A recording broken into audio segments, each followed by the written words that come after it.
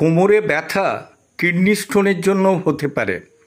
আপনার কোমরে ব্যথা হচ্ছে, পিঠের একটা পাঁজরের নিচে লাগছে, ডান দিক বা বাঁ দিক অথবা দুদিকই, রেনাল অ্যাঙ্গেল টেন্ডার হচ্ছে, বাথরুম পরিষ্কার হচ্ছে না, কোনো সময় ইউরিনে ইনফেকশন হচ্ছে, তৎকাল আপনি কোনো ডাক্তারবাবুর পরামর্শ নেন। ওনাকে এই সমস্যার কথা বললে আপনাকে প্রথমে ইউরিন RECS বলবেন, KUB বলবেন, কিডনি ইউরেটার ব্লাডারের এক্সরে এবং USG।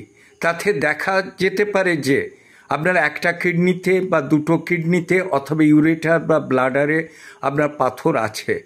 সেক্ষেত্রে আপনাকে সচেতনভাবে সঠিক ডাক্তারবাবুর পরামর্শ মতো চললে আপনার পাথর বেরিয়ে যাবে, নচেত অপারেশন লাগবে।